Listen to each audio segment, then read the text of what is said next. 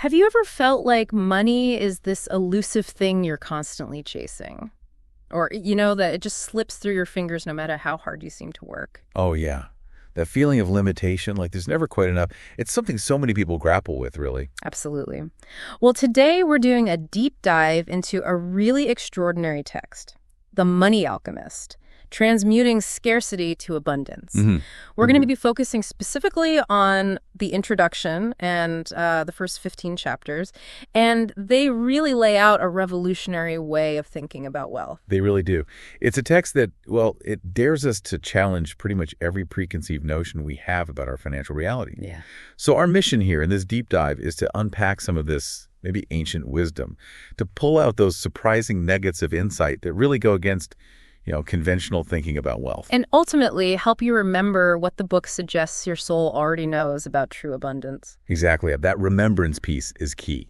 It really is. We're going to explore how this text just completely redefines money, not as like a physical thing, but as this dynamic energy. Right. And how your inner world, your thoughts and feelings directly shapes your outer financial reality. It's a very direct link they draw. Totally. And what it truly means to align yourself with a natural, infinite flow of prosperity that's apparently always available. Get ready for some potential aha moments, because this stuff might just shift your perspective entirely. Okay, let's unpack this then. Let's rethink everything we thought we knew about money. So we start off with what the Money Alchemist calls the core revelation. And it's presented less as a new idea and more like an ancient wisdom we're rediscovering. Yeah, the book even suggests that our attraction to these ideas isn't random. It's described as an awakening of an inner knowing, like we're remembering something deep down. Right. And this revelation immediately challenges how we usually think about money, doesn't it? Oh, completely. The core idea isn't that money is just, coins or paper. It's described as energy incarnate. Energy incarnate. Wow. Yeah, a flowing river of infinite potential that responds to the frequency of your being. And again, the text frames this not as something new, but a remembrance of our, quote, divine birthright to prosperity. That's a big phrase, divine birthright to prosperity. It is. And what's fascinating is the implication. Wealth isn't primarily about what you do, the external effort, the hustle. Right. It's more about what you are, meaning your internal state of alignment. That shifts the focus entirely, from chasing it outside to cultivating it inside. That is such a radical departure from, how most of us are taught to think about money. Definitely. We're always told, go get it, earn it, work harder for it. But this book frames itself as a key forged in the fires of eternal truth. And this key can unlock these vast chambers of abundance within your own consciousness. It's about shedding the heavy garments of lack, as it calls them. And revealing the luminous being of prosperity you have always been. It's less a how-to guide in the usual sense, and more like an invitation to a kind of spiritual awakening around wealth. Yeah, exactly, a spiritual awakening. So chapter 1 then, The Invisible Currency, dives even deeper into this whole energy idea. It does. It states really clearly, money has no fixed form. Like water, it flows where consciousness directs it. Okay, so consciousness directs the flow. That's the idea, which means coins and notes are just vessels. They're containers for this boundless energy that responds not to grasping hands, but to resonant hearts. It suggests our emotional state, our consciousness. That's the real currency. That's what directs the flow. And the stories they use to illustrate this they're really vivid. They help make this abstract idea feel more grounded. Like Eleanor, the herb shop owner. Yes, Eleanor. She used to count every penny, right? Believing wealth was as solid and limited as her copper coins. Her whole world was scarcity. Typical mindset for many. But then she has this encounter with an old traveler who says he sells nothing you can touch, but everything you can imagine. And something just clicks for her. Yeah, a shift happens. The book says her shop transformed, not because of anything external changing. Right. But because her awareness shifted. Yeah. She stopped seeing lack and started recognizing this infinite stream of abundance flowing everywhere. And her prosperity multiplied. Not, the text emphasizes, because she worked harder. No. But because she finally aligned with wealth's true nature. It's almost like she tuned into a frequency she couldn't hear before. Exactly. And then there's Harold, the mail deliverer. Another great example. And Harold, modest salary, right? Totally. Yet he moved through life as if already wealthy. He found richness in simple things, the sun, laughter, just beauty around him. He felt wealth. He carried it inside him. Precisely. So when he unexpectedly gets this big inheritance, people who knew him said he seemed no different, which perfectly illustrates the book's point. Harold had long carried wealth in his vibration before it manifested in his bank account. The inner state came first. So the core insight from all this, really, is that prosperity arrives when we cease viewing it as something to chase and recognize it as something we already are. That's the mind bender, isn't it? It totally is. It reframes the whole pursuit. It's about internal being, not external doing. And it's not just theory. The book gives a practice to actually embody this. Right, the visualization. It's sacred visualization, yeah. You find some quiet, close your eyes, and see money not as cash, but as streams of golden light. Golden light. Yeah. And you watch this light flowing effortlessly to you. You open yourself to receive it, knowing it's just energy returning to energy. Okay. The goal is to let your whole being resonate with this frequency of abundance until you genuinely feel the truth of it in every cell, dissolving those barriers, becoming a conductor for it. It's like reprogramming your internal operating system about money. That's a good way to put it. This whole concept, money as pure energy, I think this is where a lot of people could have a real aha moment. It's just so different from the usual scarcity view. Absolutely. So what does this fundamental shift mean for how you, listening right now, interact with money? Not just conceptually, but day to day. It suggests a huge internal shift is needed. Okay, so if money is energy, the next big question is, how do we actually interact with that flow? Right, and that's where the next section, the flowing stream and the power of your mind, really picks up. Chapter 2, the ancient flow of abundance. Yeah, this introduces another powerful idea. Abundance isn't some limited pie, it's an infinite stream. The book describes it beautifully, like life's riches pouring forth endlessly like a mighty river that never ceases. But here's the catch, right? There's a condition. There is, and it's crucial. You must align yourself with this flow. Abundance, it says, responds to your inner state. So if you have an open heart, believe in endless prosperity, the universe kind of mirrors that back. That's the idea, like a reflection. But if you clutch at wealth with desperate hands, you actually create resistance. You block the very channel it flows through. That's the paradox. The tighter you grip, the less can actually get through. Yeah. And the story of young Clara in the well illustrates this so simply. It does. She noticed the well's flow seemed to change with her feelings. Right. When she felt grateful, the water surged. When she was scared, it slowed to a trickle. And the book uses this to show the twin forces within you, the ability to allow or restrict the flow. It puts the control, or rather the allowance, right back in our hands. We're not victims. We're participants, active participants. And then there's Walter, the merchant. He learned this the hard way. Oh, Walter.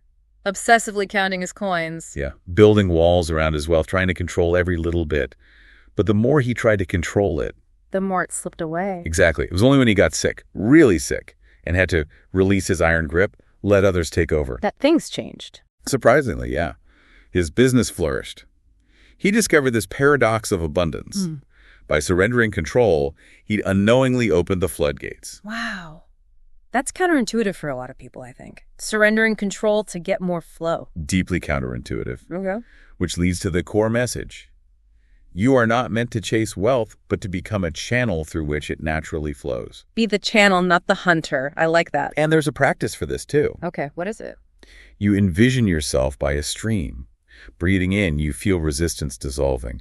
Breathing out, you see your financial energy moving freely, like the water. Visualizing that ease of flow. The aim is to deepen your trust in this infinite stream with each breath.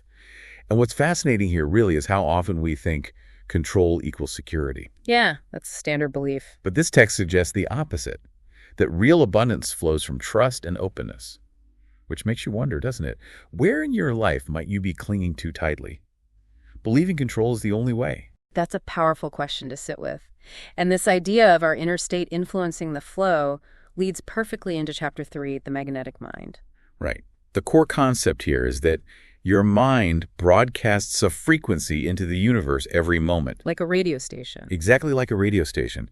Your thoughts, your feelings, your deep beliefs about money, they're constantly sending out this signal. And this signal creates an energy field that either attracts or repels prosperity. They call it the law of mental magnetism. Yeah, as ancient as the stars, yet is present as your next breath.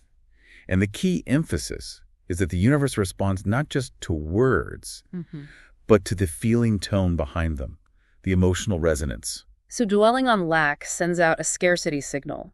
Focusing on abundance with faith sends out a prosperity signal. Precisely. The universe is tuning in to that underlying feeling, that station you're broadcasting on. It's about being it, not just wanting it. We see this so clearly with Dorothy, the pianist. Dorothy. She started using affirmations, right? I am a magnet for abundance. Wealth flows to me naturally. But at first, they felt foreign, she admitted, like she was just saying words. Yeah, but she stuck with it. Eventually, her words started carrying real conviction, that deep feeling. And just as music fills an empty hall, her affirmed abundance began filling her life. It shows the power of consistent internal broadcasting with feeling. And then there's Eugene, the shopkeeper. He's the opposite example initially. Right. His mind was just churning with worry. Never enough business, can't afford to expand. And those thoughts basically manifested his reality. He created the scarcity he feared. Until a friend suggested changing his inner dialogue, shifting to things like, my shop attracts perfect customers, I am worthy of success. And that internal shift changed everything. New opportunities, better location, even an investor. And the book clarifies, Eugene had not changed his actions, but by altering his magnetic field, he drew success naturally to his door. The internal shift came first. So the big takeaway here is you are not merely thinking about prosperity. You are broadcasting your relationship with it to the cosmos, painting your financial future with the colors of your consciousness. Oh, wow. Yeah. Your whole energy signature is like a beacon calling in whatever matches its vibration. And there's a practice for this one too, right? To consciously broadcast. There is. Simple but potent. Write 3 affirmations that really resonate with your highest vision of prosperity. 1 on each sheet of paper. Okay. Then speak them aloud. Not just reciting, but visualizing golden waves of light radiating from your heart, carrying that declaration out, feeling the conviction, like Dorothy or Eugene, embodying it. Okay, now we get into some of the potentially deeper, maybe tougher stuff. Part 1, Section 3. Unbinding limitations and embracing worthiness. Chapter 4, The Spell of Scarcity. This one feels huge. It really is. It argues that many of our beliefs about money, they're not actually ours. Right, they're like ancient heirlooms, handed down through generations. Exactly. These collective stories of lack are described as spells cast long ago, not fundamental truths, illusions we've bought into. Which frames scarcity not as, like, how the universe works, but as a human construct. Precisely. Yeah. The universe, the book says, knows no scarcity. Look at the stars, the sand, endlessness. But human consciousness got clouded by these stories. And these inherited beliefs become invisible chains, binding us to patterns that don't serve us. Like, wealth only comes through struggle, or money is evil, or you can't be spiritual and rich. Yeah, those powerful, often unconscious programs we run. Frank, the shoemaker, his story really hits this home. Beautiful shoes, meticulously made. But business was scarce, and it seemed to echo his father's constant refrain. Nothing comes easy. You must suffer to earn your keep. That belief got woven into his being, didn't it? Creating that reality of struggle. Yeah. But then contrast that with Ruth, the weaver. Ah, Ruth. Her family's mantra was, people like us don't get ahead. Right. But one day, she has this realization, those thoughts weren't hers. They were just echoes from a fearful past. And when she consciously decided to stop repeating them, to stop giving them power, things shifted. Unexpected doors opened. Her work prospered. It shows the power of breaking those ancestral chains. It really does. Yeah. Which leads to the core insight. Scarcity is not your natural state. It is a borrowed garment worn so long you've forgotten it isn't your own. Wow, a borrowed garment. Yeah. And the path forward is releasing those beliefs to align with your divine birthright to prosperity. And the practice involves journaling, right? Yes. Write down the 5 strongest scarcity beliefs from your family line. Okay. Then visualize them as dark threads binding you. And see yourself gathering them, transmuting them with the divine fire into golden light. Feel that ancestral weight lifting. That sounds like a powerful release ritual. It really does. Okay. Okay, then Chapter 5, The Shadow of Gold, tackles something fascinating, our resistance to receiving. Yeah, this is often overlooked. The book calls it an ancient wound, masquerading as virtue, implying it's not noble, it's a block. And it says each time you deflect a blessing, you interrupt the sacred cycle of energy. This ties into that universal law of continuous exchange. Yeah. Nature thrives on give and take. Earth receives rain, gives fruit. Flowers accept sun, offer nectar. So receiving is just as important, just as holy as giving. That's the argument. But many of us carry this hidden shame around accepting abundance, like we have to earn it first, or like accepting diminishes us somehow. That creates resistance. Marvin, the teacher, he's such a clear example. Right. Politely refusing gifts from grateful parents. Yeah, thinking his virtue is only in giving, but then he has that dream. Of the flowers refusing to open to the sun. And he realizes his resistance wasn't humility, it was fear dressed in noble clothes. Fear of receiving, fear of worthiness, maybe. And Edith, the merchant, she shows another side. Her shop thrives, but she feels guilty about it. Yeah, waves of guilt, like her abundance was somehow sinful. She was almost ashamed of her success. Until she realized her shame actually dishonored the very force that sought to bless her. Her guilt was rejecting the blessing. Wow. So the core message is that this resistance often carries ancient echoes. Maybe from times when abundance was dangerous. Right. Maybe it attracted envy or trouble. But the book emphasizes those times have passed. And crucially, when you block receiving, you deny not just yourself, but the grand orchestration of give and take that sustains all creation. It even says your willingness to receive is the foundation of your capacity to give. That flips the script. Completely. To be a true giver, you have to be a true receiver first. So the practice for this is very personal. It is. Stand before a mirror, hand on heart, meet your own eyes, and speak the words. It is safe to receive. I am worthy now. Saying it with authority, letting it dissolve those ancient barriers, feeling that worthiness. It's about consciously reprogramming that internal resistance. So what does this all mean for how we view success or generosity? It really highlights this deep, maybe subconscious programming telling us we're not worthy or that receiving is somehow selfish. Yeah. It challenges us to look at our own discomfort. Do you deflect compliments, downplay achievements, hesitate to accept help? It fundamentally reframes generosity. Not receiving isn't just self-limiting, it blocks the whole universal flow. Okay, welcome back. We've laid some groundwork money as energy inner blocks. Now part 2. Dancing with the divine stream, active engagement, and conscious creation. We kick off with Chapter 6, the sacred law of exchange. Right, and the core idea here is circulation.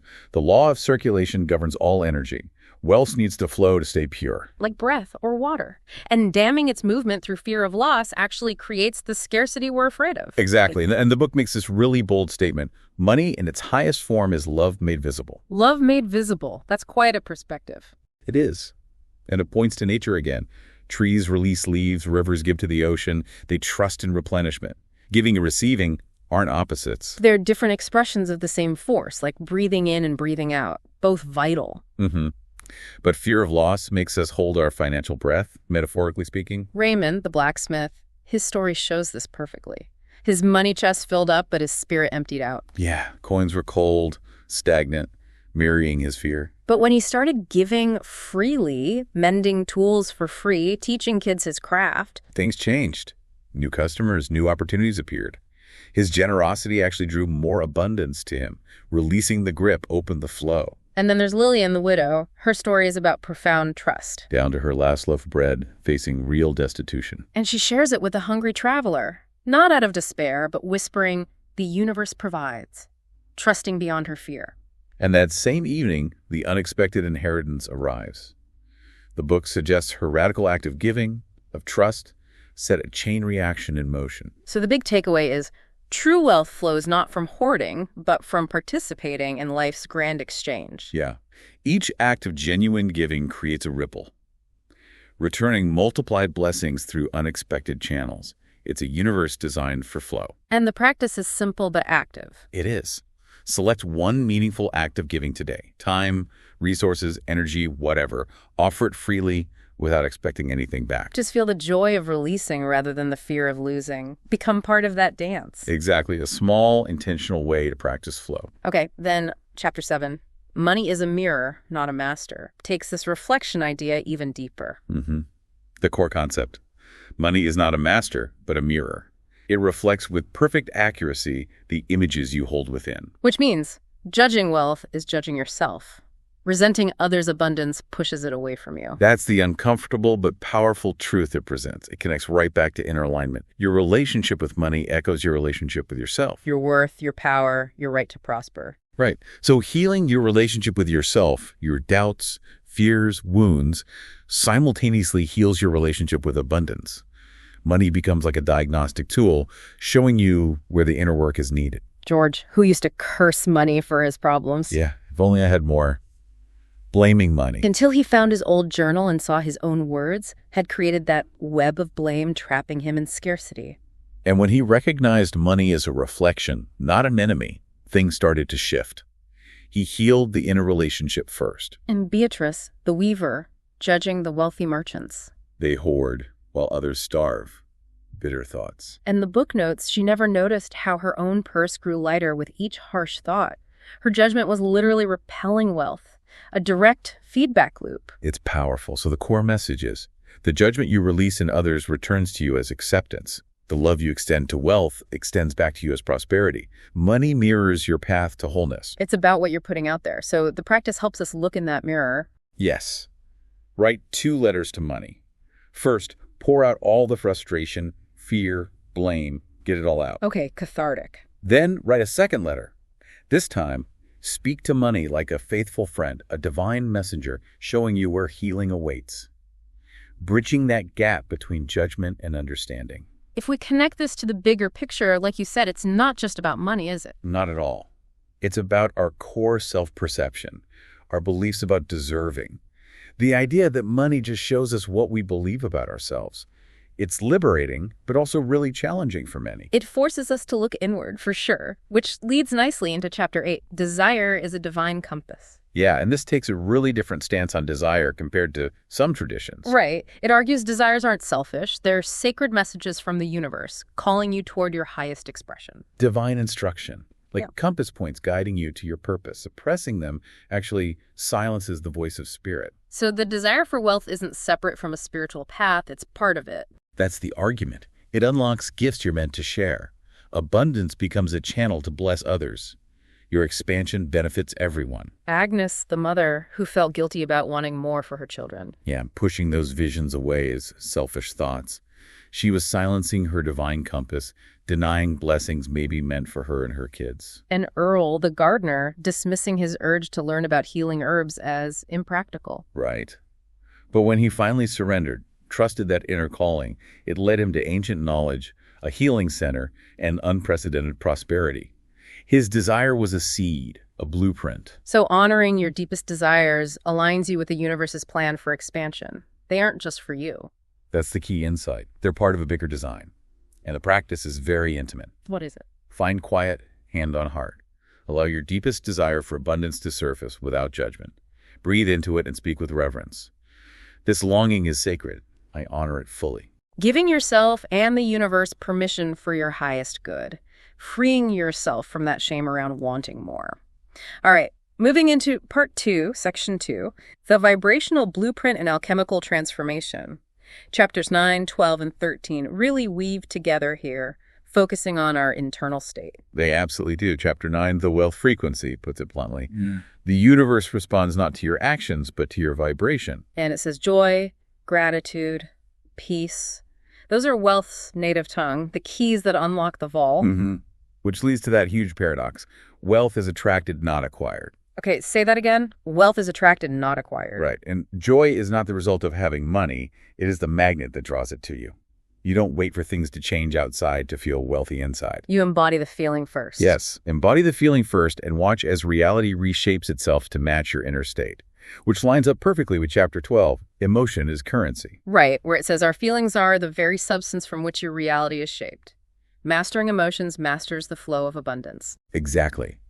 Our emotions are the literal energy we're emitting, and the universe responds to that, not just our words or deeds. Then Chapter 13, tuning your spirit to the frequency of gold, uses the radio analogy. Yeah.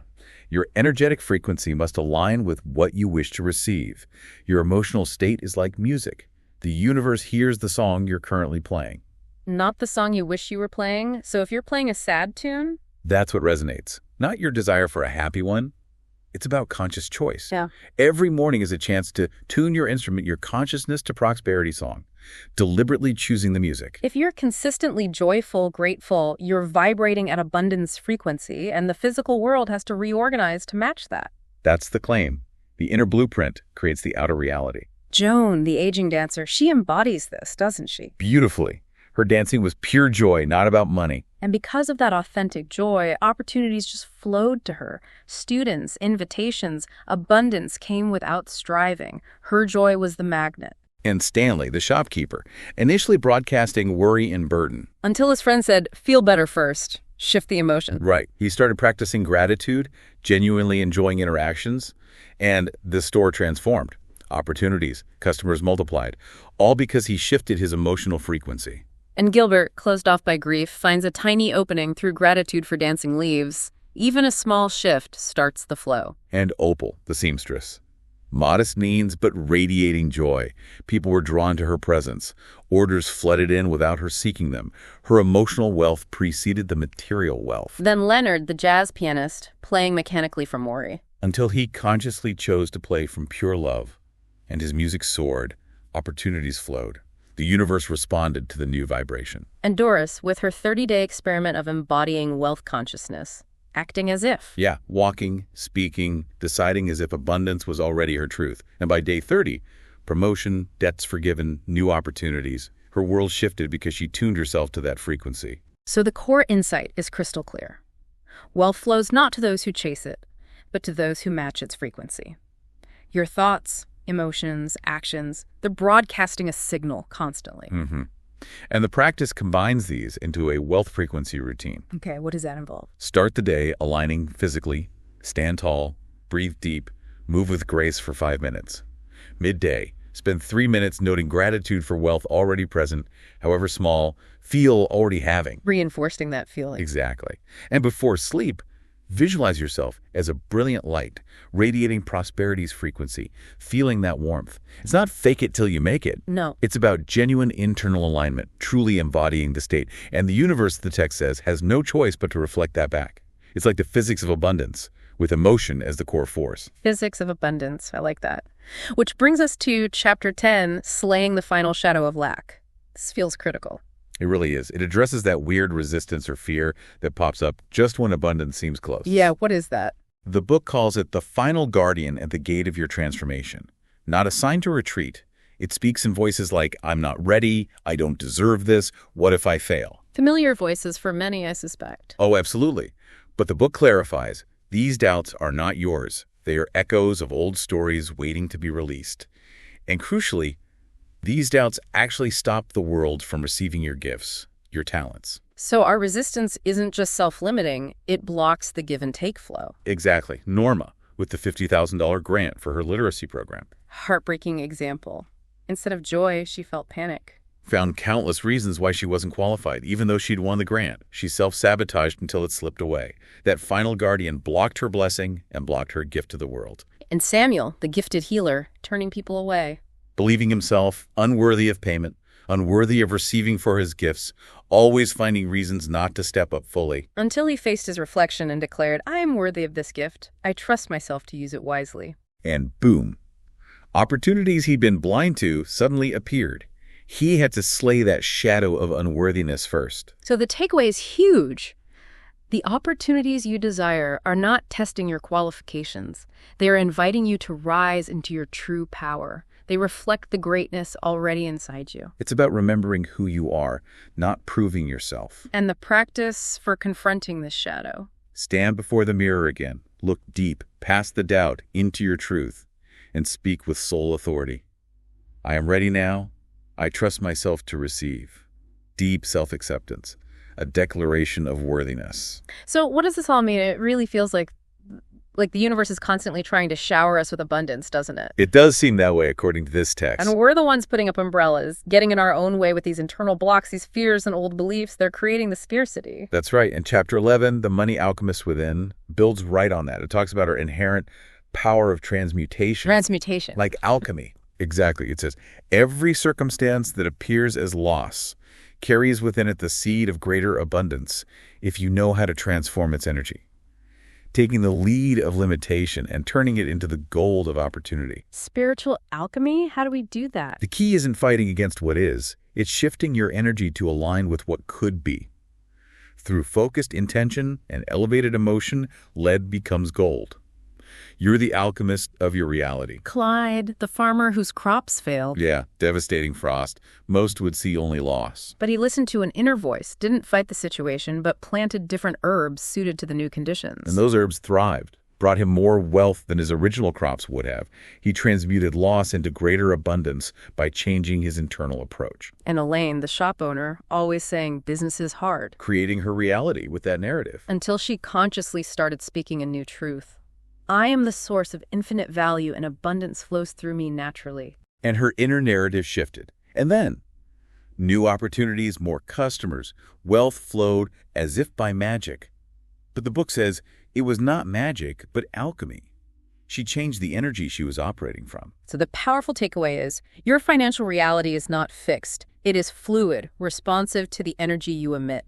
We hold the Philosopher's Stone right within our own consciousness. Yeah, transforming leaden thoughts into golden manifestations. And the practice to embody this alchemical power. Journaling again. Write down one area where money feels stuck. Then see it not as a fixed problem, but as pure energy ready for transmutation. Okay. Then write a new version of the story, as if the transformation has already happened. Feel the truth of it. Let your words carry the vibration of completion. Rewrite your financial destiny. Okay, we're nearing the end of this initial deep dive, covering the first 15 chapters. Part 2, Section 3, Cultivating Your Inner Garden of Gold. Chapter 14 brings us to the divine circulation principle. Right, and this really emphasizes movement again. Money operates by the same principle as breath. It must move to sustain life. So clutching it, holding on to it out of fear, restricts its natural circulation, creates the very stagnation you're trying to avoid. It's a universal law. Nothing in creation is meant to remain static. Wealth multiplies through movement. Like blood in our bodies, or rivers. The breathing analogy is so good. Hold your breath too long, you suffer. Clutch wealth too tightly. You restrict its flow, leading to decline. It's a call to trust the natural movement. Arthur, obsessively counting his savings after being laid off. His trust was shattered, right, clinging to every coin. But when his sister got seriously ill, he made that incredibly hard choice to use his savings to help her. An act of release. A terrifying act of release, probably. But what happened? The universe responded to his trust with greater abundance. Unexpected freelance work came flooding in. His giving created an opening. He literally made space for more to come in. Exactly. And Jeanette, with the antique vase she received. Instead of keeping it, she felt this pull to give it to her elderly neighbor. A simple act. But it set in motion a chain of generosity that, surprisingly, led to her starting a successful catering business. Releasing the vase, letting energy move through her, started a whole new abundance flow. So the crucial takeaway.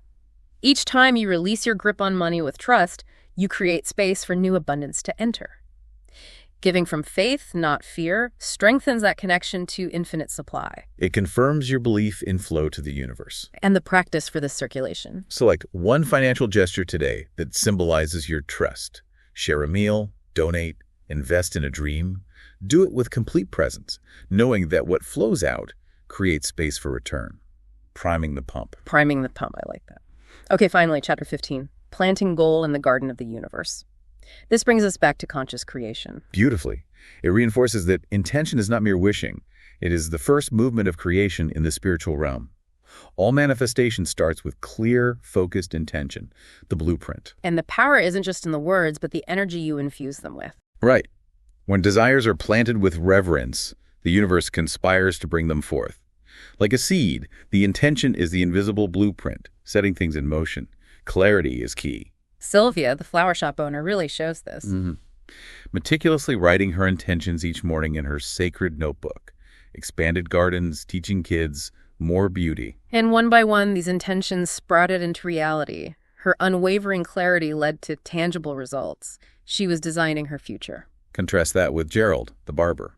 His mind scattered like leaves, desires shifting daily, no clear vision. And the result? Unclear intention created equally unclear results. Chaos, inconsistency, it proves the point. The universe responds not to your words, but to your clarity. Focused intention ignites manifestation. It aligns you with that creative force. So, wow, what does this all mean? It really brings us full circle, doesn't it? It really does. From remembering money as energy, realizing our internal state is key, dealing with blocks, to actively shaping that energy with our feelings, our actions, and our clear intention. It's truly a journey from scarcity to abundance, happening right inside us, just like The Alchemist suggests. We've journeyed through these foundational first 15 chapters of The Money Alchemist, uncovering how money isn't just stuff, but responsive energy, and how our beliefs, emotions, intentions, they're the real architects of our financial reality. And this isn't just, interesting theory. It's presented as a profound invitation for you listening to remember your own inherent capacity for abundance, to consciously engage with that universal flow that's always already here. Moving from feeling like a victim of circumstances to being a conscious creator. Exactly. So if abundance is truly our natural state and money is simply energy responding to us, what's the single most powerful shift you can make today? Not in what you do to get money, but in who you are in relation to it. Maybe it's a tiny shift in feeling, a moment of genuine gratitude, or setting one clear, unwavering intention for something you truly desire. Yeah, something to really sit with. Take a moment to reflect on that question and maybe explore some of the simple yet profound practices we've touched on. Because the journey of the money alchemist, it truly begins within. Thank you so much for diving deep with us today. Until next time, keep remembering your true nature. We're embarking on, really an extraordinary journey. It's not just into a book, but into a profound shift in how we understand abundance itself. That's right. Our source material is The Sacred Science of Wealth, and we're diving deep into its truly transformative heart, specifically chapters 16 through 30, and its powerful conclusion. The real core of it. Exactly. Our mission, as always, is to extract those potent nuggets of insight, uncover the surprising wisdom, and explore how these timeless principles can radically reshape our lives. And what's truly captivating about these particular chapters, I think, is how they pivot our entire perspective on wealth. Yeah. It stops being just an external pursuit, something we chase outside of ourselves. Right. Something out there. Exactly. Instead, it's revealed as something profoundly internal, something vibrational. We're going to peel back the layers and discover how our innate purpose, our cultivated inner state, and even our subtle emotional responses become the authentic currency of abundance. This really pushes us to ask, what if everything we've been taught, everything we thought we knew about attracting wealth was actually, upside down? Completely backward, yeah. What if the very act of chasing it was the main barrier? That's the core question, isn't it? Get ready for some genuine aha moments, because we're exploring a framework that suggests money isn't just something to be acquired, but a natural, almost inevitable byproduct of alignment with universal principles. A byproduct, not the goal itself. Precisely. We'll uncover ancient truths wrapped in these modern parables, surprising facts revealed through everyday experiences, and practical sacred practices you can genuinely apply to profoundly shift your relationship with prosperity. And they aren't just quick fixes. No, not at all. This isn't about adjusting a financial strategy. It's about a complete paradigm shift from the inside out. Okay, so where do we start with this shift? So let's start unpacking this transformative journey with a concept that truly flips conventional wisdom. Money loves purpose, as explored in chapter 16. Right, chapter 16. The fundamental idea here is that true wealth doesn't flow to those who chase it directly, but rather to individuals who channel their unique gifts, their deepest passions, into the service of something greater than themselves. Service. It's about recognizing that your wealth expands in direct proportion to the value you create, and that authentic, sustainable value springs organically from your true purpose. It's such a powerful redefinition of value, isn't it? And the book brings it to life beautifully with the story of Lena. Ah, yes, Lena. She was a retired teacher, living simply, spending her days in her sunlit garden. She wasn't looking for income. She was simply sharing her vast knowledge with the neighborhood children who would gather around her. Just out of passion. Purely out of passion, yeah. She'd tell them about nature, history, stories, anything that sparked their curiosity. What's fascinating is what happened next. Parents, noticing the profound impact she had on their children, began spreading word of her incredible gift. Word of mouth, the best kind. Exactly. And suddenly, opportunities for paid speaking engagements, curriculum consulting, even workshops emerged. These didn't come because she sought them out or strategized for them. No marketing plan there. None at all. They came because her heart's calling, her genuine service, created this kind of magnetic field that naturally drew support and abundance to her. The universe, in its energetic wisdom, essentially said, okay, here is where immense value and pure intention reside. Let us amplify and support this flow. And it's not just about doing something positive, is it? It's also about the sheer clarity of that purpose. The book contrasts Lena's experience with Russell's. Right, Russell. The contrast is key. He spent years in a relentless pursuit of wealth, but his energy was, well, vague. Unfocused. He desired money, certainly, but he hadn't articulated a clear why. Or how it would serve. Exactly. How that wealth might serve anyone beyond himself. And the result. Equally vague, elusive results. It was a constant struggle, a chasing after something that always seemed just out of reach. You see that so often. Until he had that pivotal moment of clarity. He actually sat down and meticulously defined how his desired wealth would serve a broader purpose, how it would genuinely benefit others, contribute to a cause he cared about. Only then did his actions gain direction. And things started clicking. Suddenly, opportunities crystallized, connections formed, and his income began to reflect that newfound focus and intention. The deeper implication here, for all of us, is that money truly transforms into a divine tool when it's channeled for our highest calling. Nourishing everything it touches. Yes, like a flowing river brings life to its banks. The profound takeaway isn't about strategizing to get more, but cultivating a life where you naturally ask, how can I serve more fully? That question changes everything. And this profound understanding leads to a powerful practice mentioned, the wealth purpose statement. Ah, the practical application. Right. The book guides you to find a quiet, undisturbed space, maybe light a candle, to symbolize illumination and intention, and then, with deep sincerity, complete the statement. My abundance serves. My abundance serves. And then you meticulously detail how your financial prosperity will generate tangible, positive ripples of change. This includes both your personal dreams and, crucially, how it will actively benefit others, your community, or the world. So it's personal and collective. Exactly.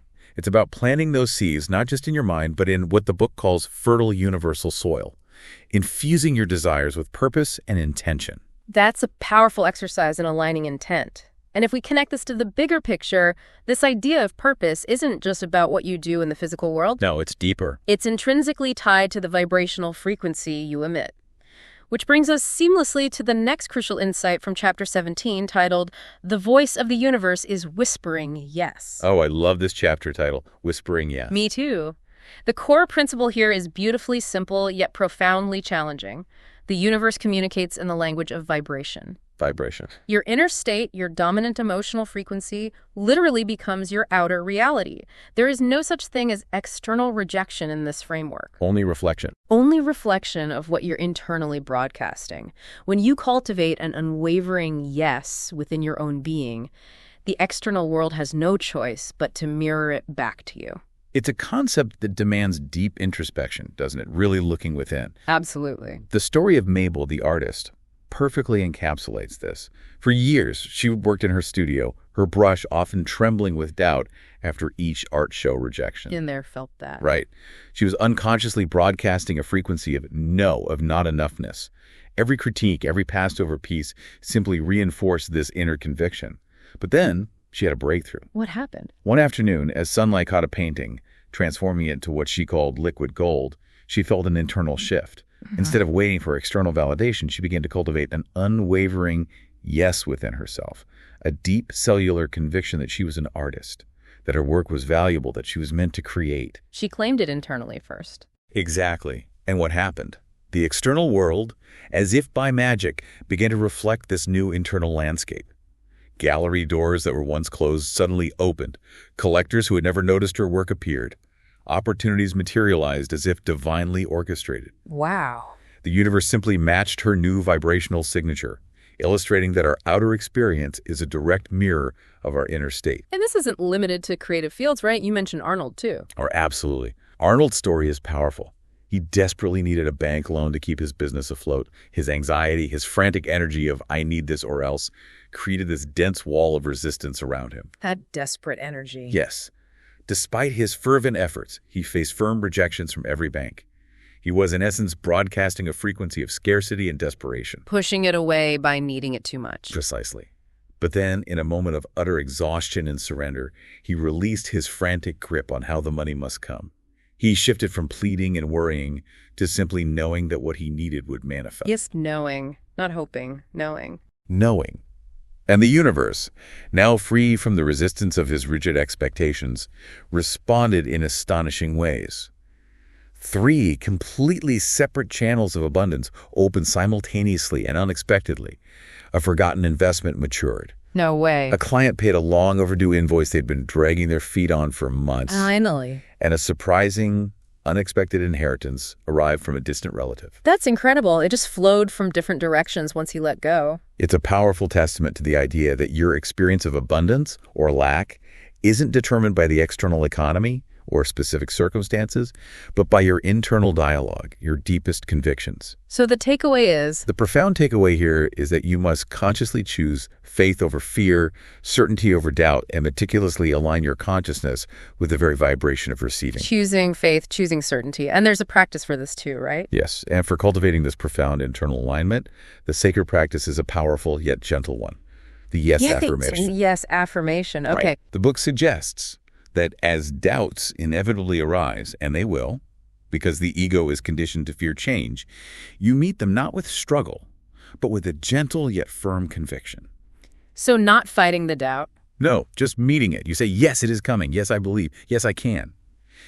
The emphasis isn't on mere repetition of words, but on rewiring your energetic signature. Feeling it. It's about letting those words resonate through your entire being, allowing them to become your unwavering anchor, your inner compass, and the vibrational bridge to the abundance that patiently awaits your alignment. So if our inner state and purpose are so foundational, what does this mean for how we act in the world, especially, when it comes to giving?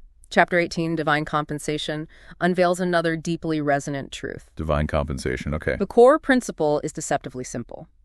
Every act of genuine, unconditional service, performed without expectation of return, creates powerful waves of abundance that, by universal law, must return to their source. Must return? It's a law. In this framework, giving and receiving are not separate actions, but rather 2 inseparable movements within the vast, intricate, cosmic dance of energetic exchange. It's truly a universal law, isn't it? As constant and undeniable as gravity, but operating on an energetic plane. Virgil's story from the chapter is a beautiful illustration of this. Tell us about Virgil. He was a quiet, unassuming man who would arrive at St. Michael's soup kitchen long before dawn, preparing and serving meals to the homeless. He did it without seeking recognition, without expecting any reward. Yes, from the heart. Simply because his heart genuinely guided him to serve. Each bowl of soup, each kind word, carried his pure, unadulterated intention. He never once imagined that this humble morning ritual, this outpouring of unconditional service, would lead to him being appointed the director of the community center. Wow, from volunteer to director. With access to resources far beyond anything he could have dreamed of from his modest military pension. The universe wasn't meticulously measuring his hours volunteered. It was measuring the boundless generosity of his heart. Measuring the heart, not the hours. I like that. His unconditional giving, his pure intention, created an energetic vacuum that abundance had no choice but to fill. And George's story really amplifies this principle too, right? Showing its power even in what seems like an ending. Yes. George and the bakery, a powerful example. When her beloved bakery, her life's work, was forced to close, what seemed like a devastating loss became a magnificent new beginning. Oh, so. Instead of hoarding her knowledge, George, with a profound sense of generosity, decided to freely share her cherished, secret recipes with her community. She hosted workshops, published free online guides, even offered personal baking advice to anyone who asked. So she gave away her secret. Exactly. And her generosity wasn't just returned, it was multiplied exponentially. Her recipes, infused with her love and spirit, found their way to a major publisher who recognized their inherent worth and popularity. This led to a best-selling cookbook, bringing her more abundance than the bakery ever could. That's amazing. What seemed like an end became a much bigger beginning. The profound implication here is that authentic giving, emanating from a place of pure joy and not from a desire to manipulate the system, creates an energetic vacuum that abundance must fill. It's not about giving to get. No. It's about understanding that giving itself, as a pure expression of your being, activates forces of return beyond your conscious knowing. So there must be a practice for this too. Indeed. And to embody this principle, the sacred practice for divine compensation is simple, yet incredibly potent. The tenfold return affirmation. Tenfold return. Okay. Find a quiet moment, perhaps at the end of your day. Bring to mind one specific act of selfless service you've performed recently, something you did purely from the heart, without any expectation of reward. Feel the warmth, the expansive energy of that moment in your heart. Really connect with that feeling. Yes. Then, with dark conviction, speak these words aloud. That energy returns to me tenfold. I receive it now. It's not about demanding, it's an acknowledgement, a conscious opening to the energetic boomerang that universal law ensures. I receive it now, accepting the return. This profound idea of alignment and genuine giving naturally leads us to how we receive guidance on our path, bringing us to chapter 19, your inner oracle. The inner oracle. Love that. The profound principle here is that the universe doesn't speak only through grand pronouncements or visible signs. It communicates in subtle nudges, quiet whispers, and gentle impressions through your intuition and inner guidance. Not always trumpets and flashing lights. Exactly. This internal system, the book argues, is infinitely more sophisticated and precise than any external source of information or advice. It's truly an always-on GPS, constantly broadcasting directions to your greatest good, your highest path. It's a powerful internal compass, for sure.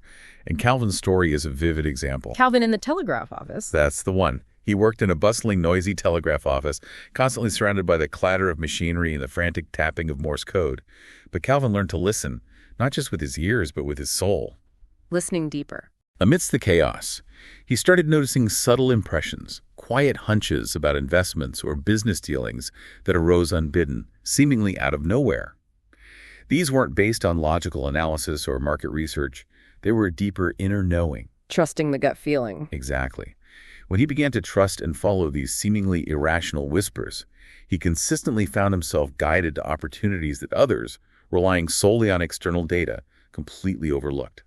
His inner guidance system was meticulously calibrated, connecting him directly to an infinite source of intelligence and wisdom. And the contrast with Hazel really drives this point home, doesn't it? Oh, absolutely. Hazel, the merchant's daughter.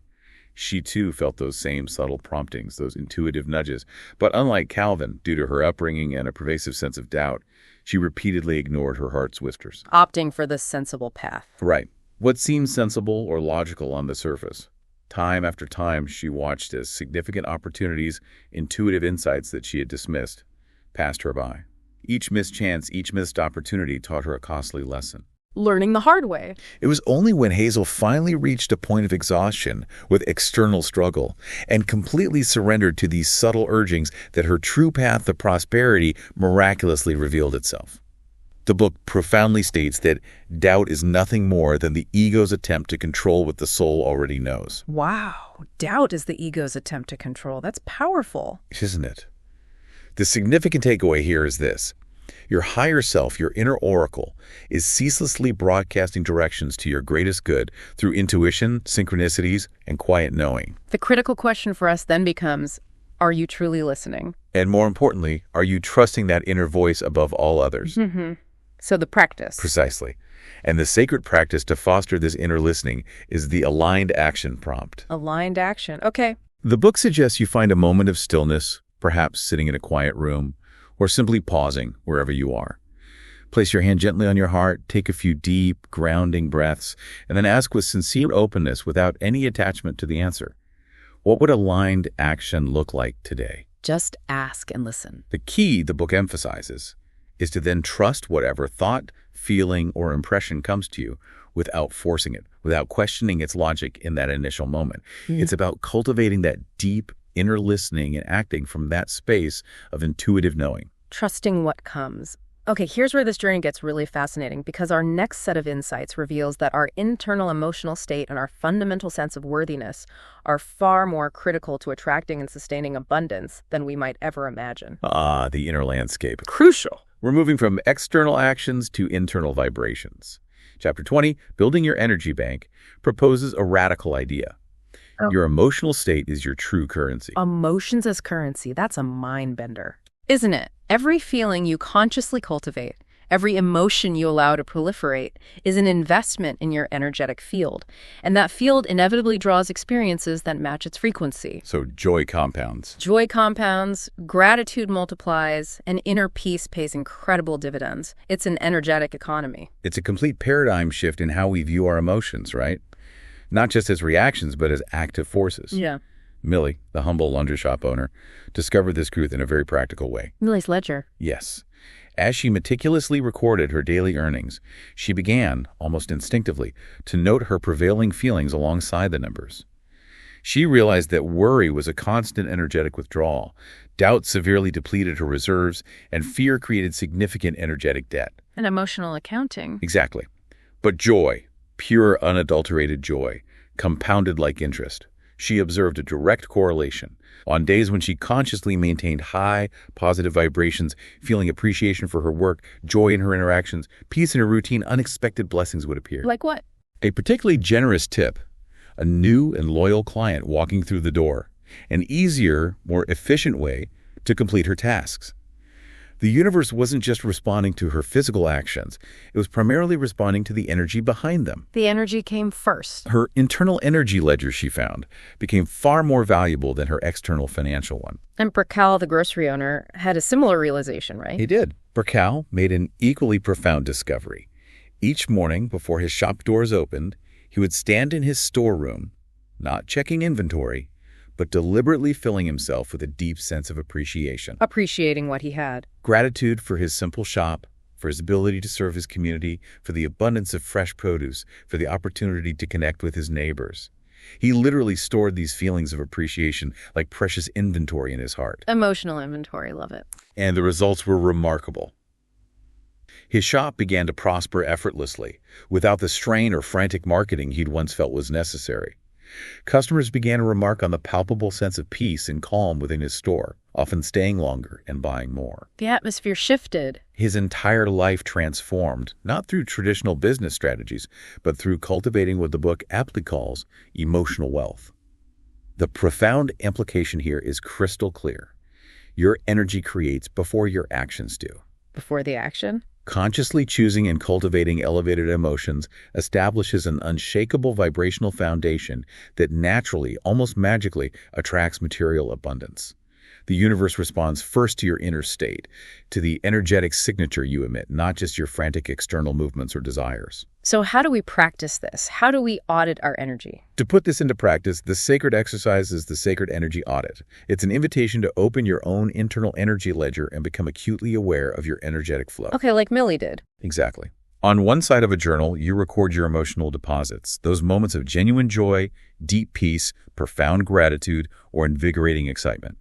On the other side, you meticulously note your withdrawals, instances of worry, gnawing doubt, scarcity thinking, or frustration. Tracking the ups and downs. As you consistently track this, you're invited to observe how your external reality subtly but surely shifts as you maintain a positive, energetic balance.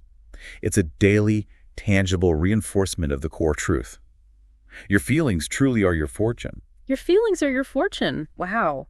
This concept of an energy bank, where our emotions are currency, leads directly into one of the most fundamental and often invisible barriers to receiving abundance, a deepest sense of self-worth. Worthiness, the big one. Chapter 21, The Master Key of Worthiness, states a radical truth. Within every soul lies an intrinsic thermostat of worthiness, an internal setting that precisely governs what we allow ourselves to receive. What we allow in. What opportunities we embrace, and what level of prosperity we accept. Wealth, the book asserts, flows most freely and abundantly to those who, at their core, believe themselves truly worthy of its embrace. Believe they deserve it. And crucially, it clarifies that your worthiness is not something to be earned through effort or achievement. It is something fundamental to your being, something to be remembered, not acquired. Remembered, not earned. That's key. Walter's story from the book offers a stark, poignant illustration of this. Walter and the mill. Yes, he was a brilliant, hardworking man who, through sheer determination, twice built a successful mill business from the ground up. Yet twice, inexplicably, his thriving enterprise slipped through his fingers, dissolving amidst unforeseen challenges. Why? What happened? The book reveals it wasn't due to poor external decisions or market forces. It was a deeper, hidden current at play. His hidden conviction that he didn't deserve success. Oh, wow. Self-sabotage. His inner thermostat, unknowingly set too low, created a self-fulfilling prophecy. Despite his outward actions and capabilities, his deepest belief system unconsciously sabotaged his efforts. This clearly demonstrates that wealth flows not primarily to those who chase it with the most effort, but to those who, at their core, believe themselves worthy of receiving and holding it. And in beautiful contrast, we have Pearl, right, the dress shop owner. Yes, Pearl. Her story is so uplifting. She ran a small, struggling dress shop in a quiet town. For much of her life, she lived making herself small, constantly apologizing for her dreams of expansion, quietly whispering to herself, "Who am I to want more than this?" Playing small. Believing she had to earn every scrap of success. But one transformative morning, as she gazed at her reflection amidst bolts of exquisite silk she'd previously been too fearful to purchase, something profound shifted within her. A moment of clarity. In that single luminous moment of self-recognition, she stopped diminishing her vision.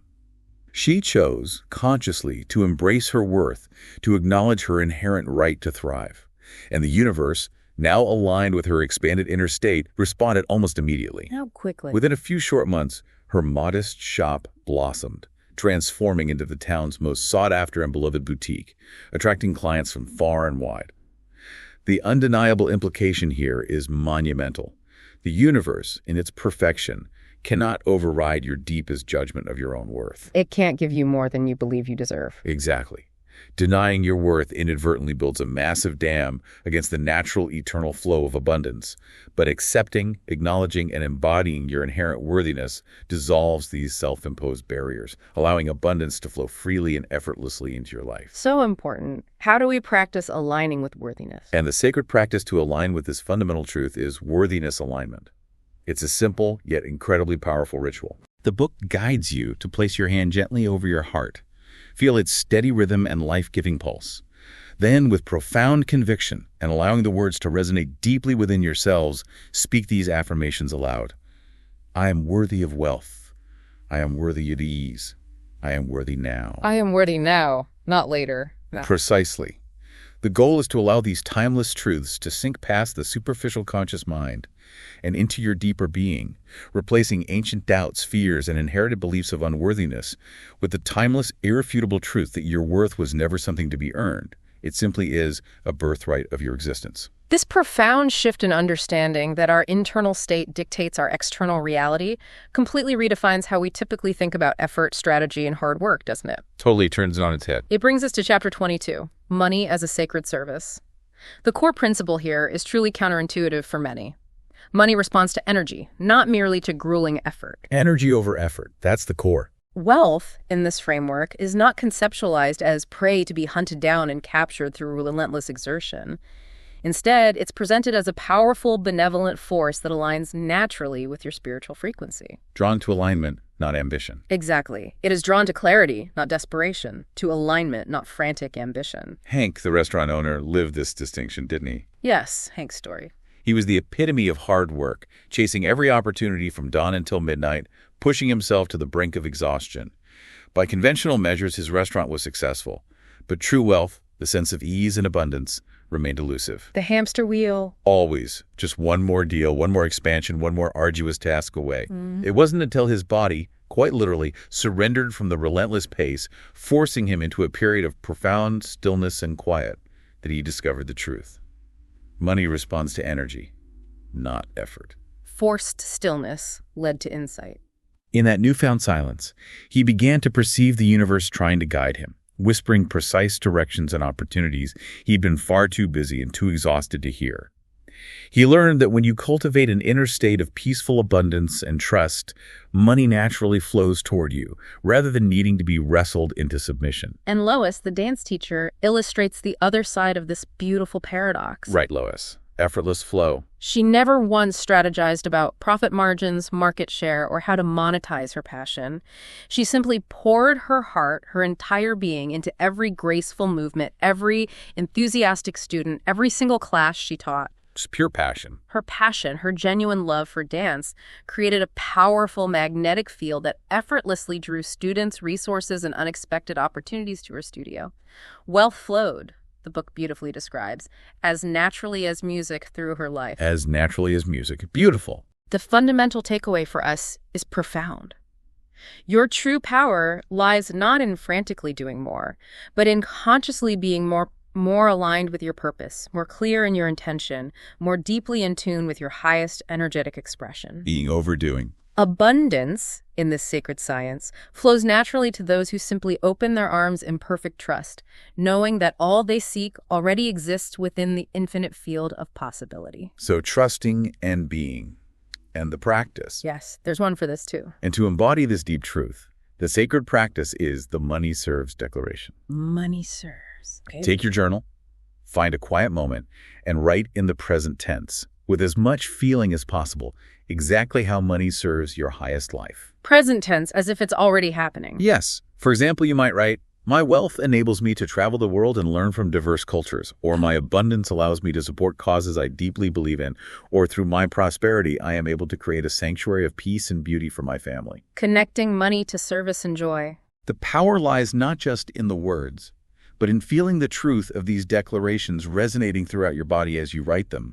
It's a declaration, an energetic statement, not merely an imagination exercise. Okay, our journey continues as we explore the fascinating, often mind-bending speed of manifestation and the critical role of letting go of rigid control even in our daily lives. Letting go. That's always a tough one. Chapter 23. The real reality of instant manifestation offers a core principle that challenges our linear understanding of time. Instant manifestation, really. Well, the idea is that time is not a rigid, unyielding master. It actually bends and responds to the purity of your vision and the profound stillness of your heart. Bends to our inner state. When you effectively remove layers of doubt, worry, and attachment to how something must manifest, the book reveals that manifestation accelerates far beyond ordinary understanding. Desires, it posits, manifest according to your emotional clarity, not a ticking clock. Emotional clarity is the accelerator. Otis, the gardener who had taken a vow of silence while living in the mountain monastery, truly embodied this principle. The silent gardener. Yes, he tended his monastery garden with immense presence and dedication. Though he rarely spoke aloud, his inner world was crystal clear, uncluttered by the usual mental chatter. Each morning, in deep meditation, he didn't ask for abundance. He simply saw it with absolute certainty flowing through his life. He saw it as done. He didn't yearn or grasp. He just knew. And what's astonishing is that within mere days, his visions materialized in the physical realm. A basket of rare, exotic seeds appeared on his doorstep. New, perfectly suited gardening tools were left mysteriously at his shed. Oh. And unexpected, generous donations to the monastery flowed in from unseen sources. His desires manifested not according to the calendar, but according to his profound emotional clarity and complete lack of resistance. His internal state bent time and space. And Virginia's story is similar, right, with the retreat? Virginia, living in a small, modest cottage by the sea, offers another beautiful example of this accelerated manifestation. Each morning, she would walk along the windswept shore, not making requests, but instead whispering profound gratitude for gifts not yet visible to the physical eye. Gratitude for the unseen. She specifically thanked the universe, with every fiber of her being, for a spiritual retreat she longed to attend, vividly feeling its peace, its healing energy, as if she were already there. She didn't question the when or the how. She simply expressed unwavering thanks. Feeling it as real. And here's the astonishing part. After just 3 weeks of this consistent, heartfelt gratitude, a letter arrived in her mailbox. An anonymous benefactor had completely paid for the exact spiritual retreat she had envisioned, including all travel expenses. 3 weeks. That's fast. The crucial implication here for all of us is that miracles emerge at the speed of your unwavering belief and the profound depth of your emotional alignment.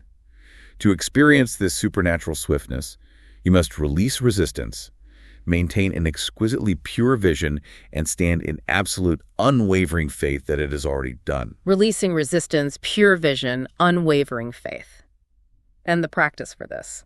For harnessing this acceleration, the sacred practice is the miracle list. The miracle list. I like the sound of that. The book advises you to take a clean sheet of paper, find a quiet space, and write down 10 desires that genuinely light up your soul, that make your heart sing with excitement. As you meticulously write each one, actively feel it as already accomplished. Feel it as done. Don't just think it. Feel it in your body, in your entire being. Then with the full resonant force of your belief, speak these sacred words over each desire. It already is. It already is. The book strongly emphasizes that these words should carry the weight of absolute knowing, Because in the boundless realm of pure potential, your miracles already exist, waiting for your energetic signature to call them into physical form. This idea of instant manifestation is intrinsically tied to trusting something far, far greater than our own meticulous, often limited plans, isn't it?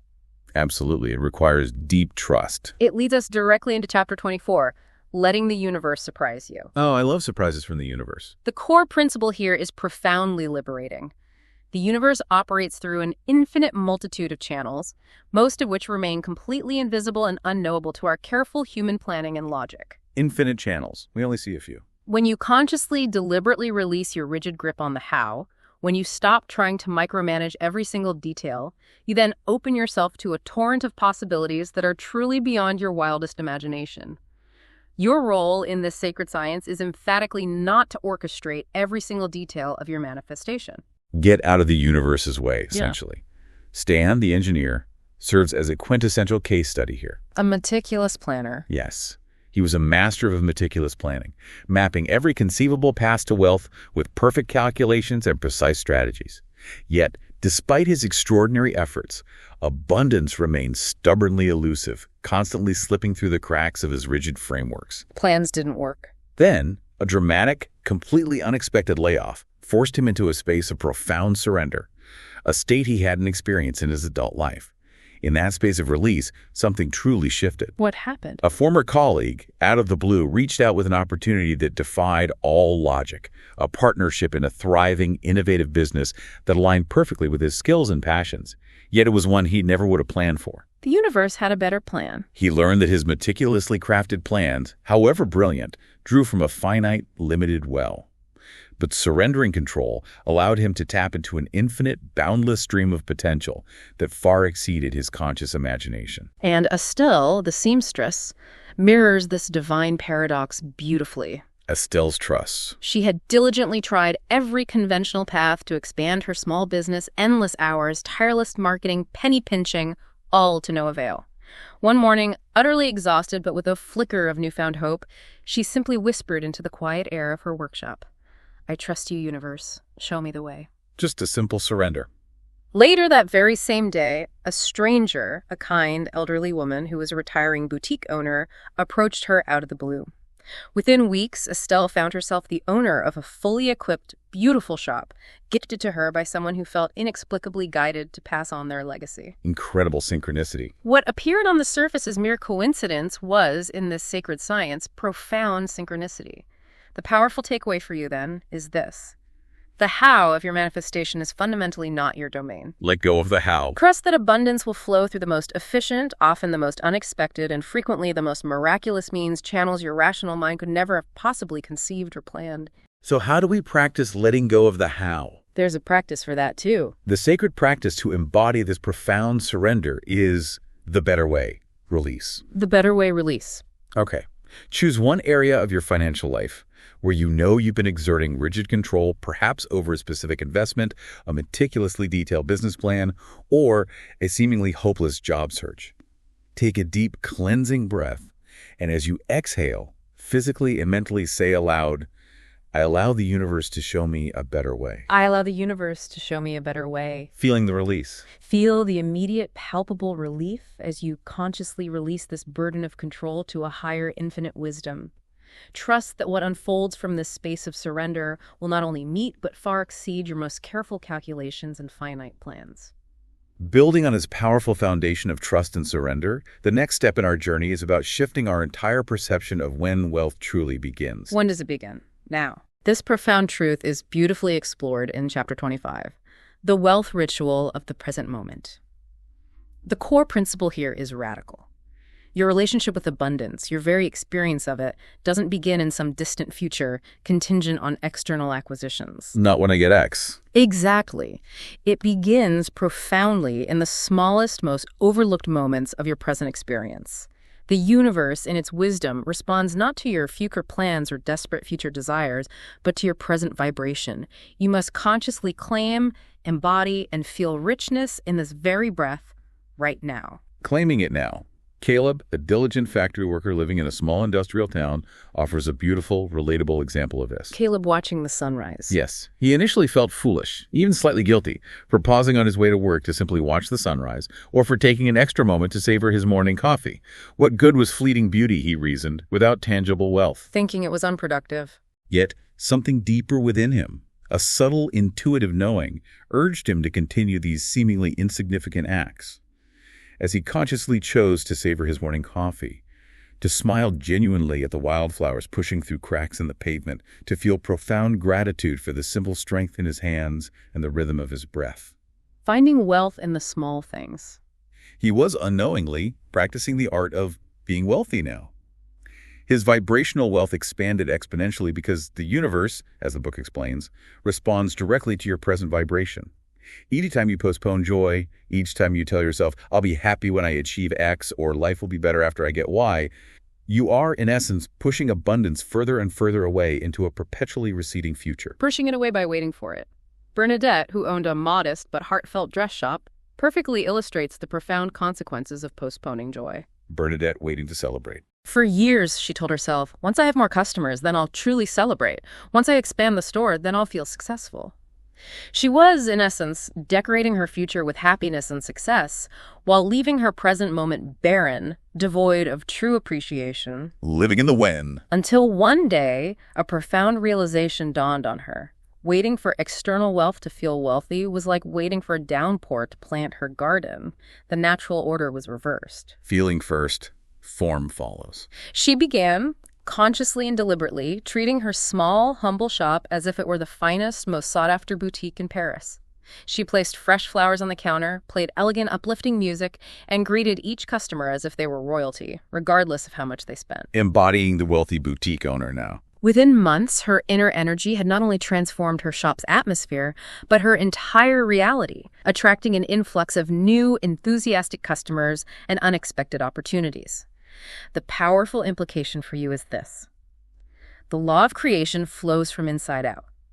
First comes the feeling, the internal embodiment of abundance, then the physical form naturally follows. So you have to feel it first. You must actively, consciously align your inner frequency with the very abundance you seek to experience. And how do we do that daily? What's the practice? To cultivate this powerful present moment abundance, the sacred practice is to choose 3 small rituals to honor abundance today. Small rituals, okay. These are simple, intentional acts that elevate your present vibration.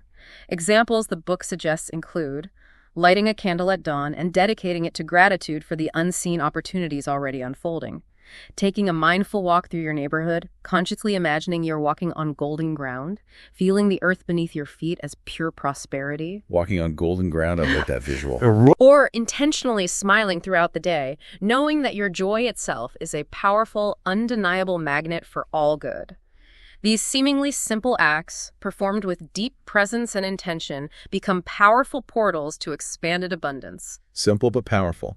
This profound focus on the present moment, on cultivating and embodying our internal states, culminates in one of the most powerful signals we can send to the universe, found in chapter 26.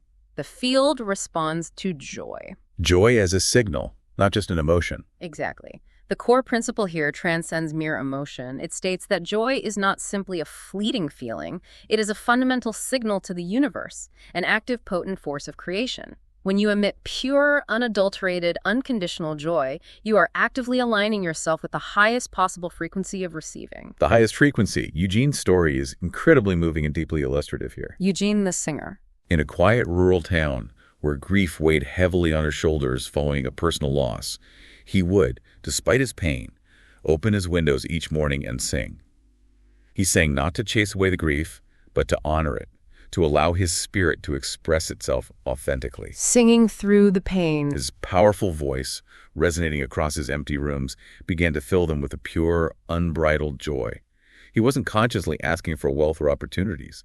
He was simply allowing his spirit to soar in pure expression.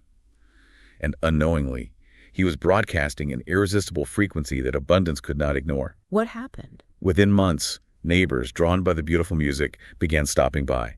Clients, seemingly summoned from nowhere, appeared seeking his accounting services. Opportunities arose like morning sun through parting clouds, surprising and delightful. His story demonstrates that pure joy, expressed authentically, attracts life's greatest gifts. And Hattie, who had lived with the heavy weight of depression for years, found a similarly transformative path to joy. Hattie and the record player. One morning, she impulsively turned on an old record, a forgotten vinyl, and simply began to dance. Not with technique or for an audience, and certainly not with any conscious purpose beyond the pure, unadulterated act of joyful movement. Dancing just for the joy of it. She continued this ritual daily, letting her body freely express what her heart was slowly, joyfully beginning to remember. Within days of beginning this simple practice, a casual customer at the local bakery mentioned a surprising new position at the community theater. Out of the blue. They were seeking someone who understood movement, who could bring a sense of joy and spontaneity to their productions. Hattie, still radiating the subtle glow from her morning dance, found herself hired for a role that seemed crafted for her soul, a role she never would have sought out or even imagined. Meow. Joy opened the door. The powerful implication for you is clear. Your joy is absolutely not frivolous. It is the most potent magnet that draws miracles into your life. Moments of pure delight, consciously cultivated and expressed, create ripples in the universal field, returning to you as unexpected opportunities, profound connections, and yes, even significant material wealth. So joy is serious business in a way. What's the practice? It's a fun one. To activate this powerful magnetic frequency, the sacred practice is wonderfully simple. Schedule just 15 minutes today to do something purely for joy. Just 15 minutes. No agenda, no purpose, no expectation of outcome, just the unadulterated pursuit of delight. Perhaps it's listening to a favorite song and dancing around your kitchen, spending time with a pet, drawing, or simply savoring a cup of tea in silence. It's about consciously and intentionally activating that powerful magnetic frequency of joy, allowing it to resonate and attract. All right, as we move towards the grand culminating conclusion of this deep dive, we uncover the overarching sacred rhythm of creation itself, and perhaps most profoundly, the ultimate truth of who we are in relation to abundance. The big picture emerges. Chapter 27, The Sacred Cycle of Creation, reveals that manifestation isn't a linear process. It flows in rhythmic cycles, much like the seasons of nature. Cycles, not a straight line. Creation, in this understanding, is an elegant dance of divine timing, involving 4 distinct sacred movements. First, visualize your desire with crystal clarity. Second, feel the energy and emotion of its fulfillment as if it's already here. Feel. Third, embody it through inspired, aligned action. Embody, take action. And finally, release, surrendering your attachment to the outcome and trusting divine timing. And release. Visualize, feel, embody, release. The 4 movements. Alma, the artist, serves as a beautiful living testament to these 4 movements. She didn't just paint pictures, she painted her desires into being, meticulously honoring each phase of this sacred cycle. How did she do that? She would visualize her new studio, her completed canvases, with vivid clarity. Then she would deeply feel the energy of that creation, allowing the emotion to infuse her vision. Next came embodiment, taking inspired, intuitive action, perhaps buying a new brush or clearing a small space. And most crucially, she would release, surrendering any attachment to when or how it would manifest, trusting in the divine timing. Honoring each phase. This profound honoring of each phase, rather than forcing or rushing, led to effortless creation. Just as a farmer understands that the seed requires planting, nurturing, growth, and eventually the natural, unforced moment of harvest. And Bert, the carpenter, learned this vital truth through sheer necessity and frustration, right? Yes, Bert's struggle. For years, he pushed and strained, attempting to force his will upon his projects, his business, his very life. His workshop, once a place of joy, had become a temple of struggle and frustration. Fighting the process. With deadlines missed and projects feeling like a battle. It wasn't until he began to observe, with deep presence, how the wood itself responded not to brute force, but to gentle rhythmic attention, that his perspective shifted. He learned from the wood. He learned to flow with opportunity rather than frantically chase it, to trust divine timing rather than impatiently rush it. And what happened? Within months, his craftsmanship attracted attention naturally, effortlessly. Orders flowed in with perfect synchronicity, and his work became a joyful expression, not a struggle. Flow replaced force. What he had tirelessly struggled to achieve through sheer force came easily, naturally, through flow and alignment. The profound implication here is this.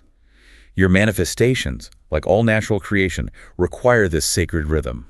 Honor where you are in the cycle, whether it's a phase of visioning, feeling, taking inspired action, or gracefully releasing, and creation becomes not just possible, but both effortless and inevitable. So how do we know where we are in the cycle? To integrate this wisdom, the sacred practice is the cycle of creation inquiry. The book invites you to sit quietly, perhaps with your hand resting gently upon your heart. Breathe deeply, and then sincerely ask yourself, where am I right now in the sacred cycle of creation? Listen for the subtle wisdom that rises within you. Are you in a phase of clarifying your vision, deeply feeling its truth, taking an inspired, aligned action? Or is this a time for graceful release and surrender? Identifying the current phase. Once you gain that clarity, take one aligned step from exactly where you are, trusting that this sacred cycle, like all natural law, is perfectly designed to serve your highest good and bring your desires into fruition. This deep understanding of cycles, of natural rhythms, truly sets the stage for what is arguably the most profound revelation of all in chapter 28. You are the source. The ultimate truth. The core principle here is not just deeply spiritual, it's incredibly practical and immediately applicable. You are not separate from the wealth you seek. You are, in fact, the very channel through which abundance flows into form. We are the channel, not just receiving through it. Your relentless search for abundance, the book asserts, ultimately ends where it began, deep within your own being. Lloyd the minister is a powerful, almost archetypal example of this truth. He spent countless years teaching his congregation about divine providence, about God's infinite supply and unconditional generosity. Yet paradoxically, he privately believed himself somehow excluded from its direct flow. Teaching it, but not living it. Always feeling a subtle sense of lack or struggle in his own life. Until one profound morning, in the quiet stillness before dawn, he experienced a radical awakening. It wasn't just an intellectual understanding, it was a deep cellular knowing. He realized he was not merely a passive receiver of abundance, but its very active expression, its embodiment. He was the abundance. From that transformative moment, his entire life profoundly shifted. His congregation grew exponentially, offerings increased effortlessly, and opportunities to expand his ministry arose as if by divine command. This transformation didn't occur because he changed his external actions, but because he had finally deeply remembered his true nature. He was the source, the channel.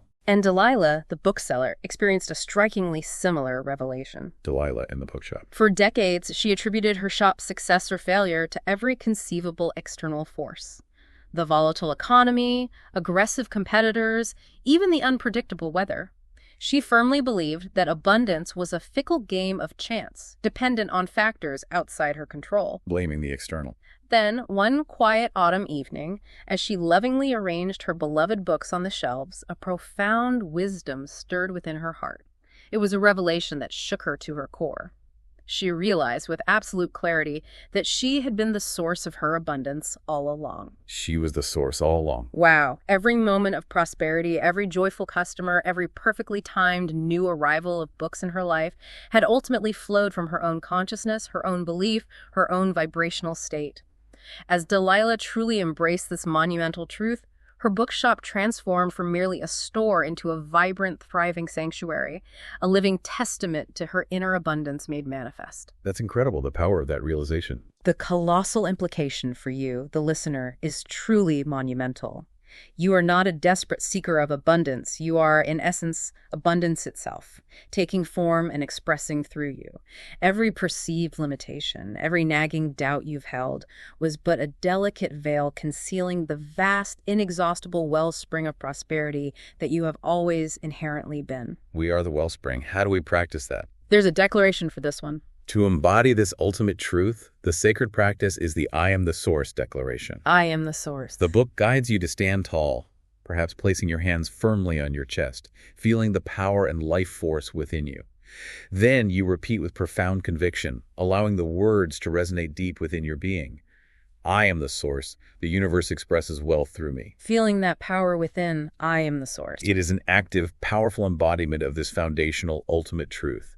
You are not separate from the creative force of the universe. You are a living, breathing conduit for its infinite supply. So, if we truly are the source, how does this inherent flowing abundance then express itself and flow into the wider world?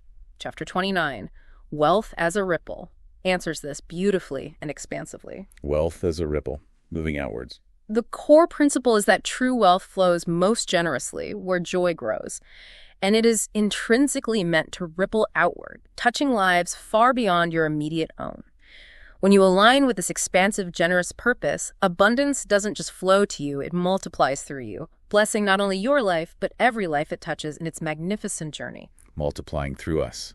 Nancy's story shines brightly as an example of this. In the twilight of her long, successful career, she made a profound choice to fund a vibrant art studio for underprivileged children in her community. Giving back. Through this conscious choice to share her abundance, to circulate it with love, she discovered something far more valuable than accumulation. She realized that her financial wealth became a living, breathing channel for immense creativity, profound hope, and boundless possibility within her community. Her wealth became a channel for hope.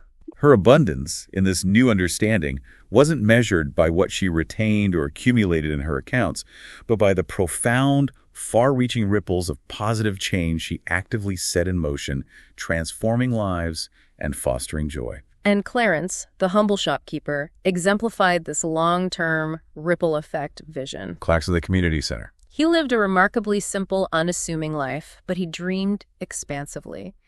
Each month, with consistent discipline and deep intention, he set aside a portion of his modest earnings, not for personal indulgence, but with the explicit purpose of building what would eventually become the beloved Oak Valley Community Center. Saving for the community. Though he didn't live to see its completion in his lifetime, the book beautifully emphasizes that the ripples of his vision continued to touch lives decades later.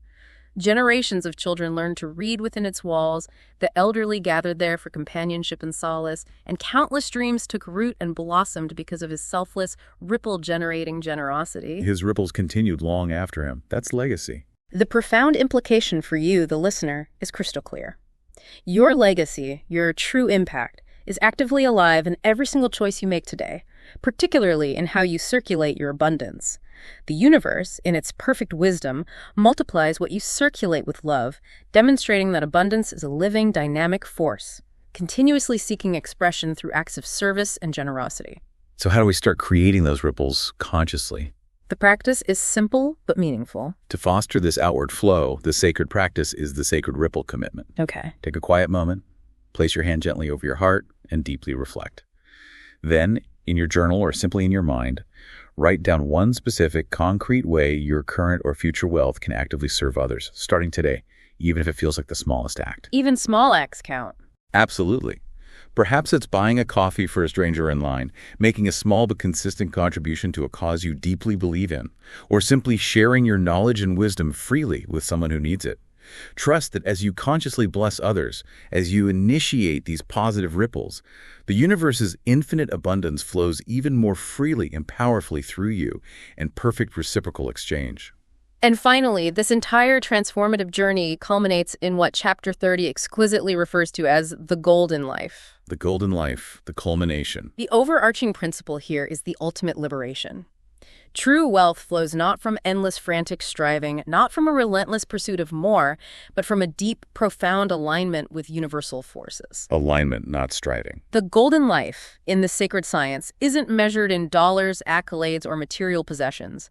Instead, it flows organically, effortlessly, from recognizing, embracing, and deeply savoring the abundance that already surrounds you in each and every precious moment, right here, right now. Finding the gold in the now. Henrietta, the writer, beautifully embodies this ultimate truth. Years ago, she struggled tirelessly, her desk piled high with rejection letters, her bank account consistently empty. Yet today, she lives in quiet, profound abundance. How did she make the shift? Not because she aggressively pursued wealth, but because she became the very essence of it. Her transformative journey began the day she ceased seeing herself as separate from abundance. She opened her eyes to realize that her simple morning tea, the vibrant blooms in her small garden, and the melodic birdsong outside her window were already exquisite expressions of wealth, of divine generosity. Seeing the wealth already present. As she consciously embraced this truth, her writing flowed effortlessly, imbued with a new depth and authenticity. And with this internal shift, material prosperity arrived, far exceeding her previous desperate dreams. And Franklin's story, finding contentment. Yes, Franklin, a man who had relentlessly chased conventional success for decades, accumulating significant external wealth but finding little inner peace, discovered profound contentment in a seemingly insignificant moment. What was the moment? It was a simple morning. The warmth of his coffee mug in his hands, the gentle, easy laughter of an old friend echoing across the room, the sunlight streaming through his window, illuminating dust motes dancing in the air. In that single present moment of profound appreciation, he realized, with a startling clarity, that he was already living his golden life. The golden life was right there, in that simple moment. His bank account hadn't changed in that instant, but his entire inner experience, his perception of reality, had. The profound implication here is that wealth is not something external you acquire. It is something you consciously embody, flowing effortlessly from the fertile soil of your own awakened consciousness. Wealth as embodiment. The ancient sages, the book reminds us, measured true worth not in shimmering gold, but in the boundless richness of their inner experience, their inner state. This immense power, this golden life, is dormant within you, awaiting its awakening through your conscious acknowledgement and profound appreciation of the abundance that already exists in every breath, in every moment. So the final practice, how do we embody this? To cultivate and embody this golden life, the sacred practice is beautifully simple, yet incredibly potent. The golden life, thank you. Golden life, thank you. Okay. The book invites you to close your eyes gently, allow a soft smile to grace your lips, and breathe deeply, allowing your body to relax and your mind to quiet. Then vividly imagine your golden life here now, as if it is already fully present and unfolding around you. Feel the joy, the peace, the ease, the abundance of it. Feel it fully. And from that space of embodied knowing, simply whisper, silently or aloud, with profound sincerity, "Thank you." It's a simple yet powerful act of recognition, of gratitude, and of deep energetic alignment with the ultimate truth of who you are. Thank you. Simple, profound. What an extraordinary journey we've taken today. Truly expansive. From truly understanding that money loves purpose and the universe ceaselessly whispers yes, to the profound practices of building our energetic bank and embodying our deepest sense of worthiness, this deep dive into the sacred science of wealth, particularly chapters 16 through 30, has truly reshaped and expanded our understanding of abundance. It really has. We've explored countless inspiring stories, like Lena finding purpose in her garden, Virgil's quiet acts of service, Mabel's artistic breakthrough, Millie's energetic audit, and Otis and Henrietta embodying their golden lives. These narratives powerfully illustrate how cultivating an inner alignment isn't just an abstract philosophy. No, it's practical. The deeply practical, actionable pathway to extraordinary and tangible external shifts in your life. And if we connect this to the broader tapestry of insights presented throughout these chapters, the profound implication, the ultimate takeaway, is that true wealth isn't fundamentally about acquisition or accumulation. It's about being. Being, not getting. You are not a frantic seeker of abundance, constantly chasing something external. You are, by your very nature, abundance itself, taking form and expressing in the world. Every single moment of your life presents you with a choice. The choice in vibration. A choice to vibrate in a state of perceived lack, or in a state of inherent abundance, in debilitating fear or in empowering faith, in rigid resistance or in effortless flow. These conscious choices you make, moment by moment, create the precise energetic frequency that determines what flows to you and, critically, what flows through you into the world. This profound revelation truly invites us to ponder a vital question as you go about your day. In what specific area of your life can you consciously choose to stop chasing, stop striving, and instead simply start being the abundance you intrinsically seek? Where can you shift from chasing to being? Remember, as these powerful chapters reveal with such clarity, the universe itself delights in expressing its infinite abundance through you.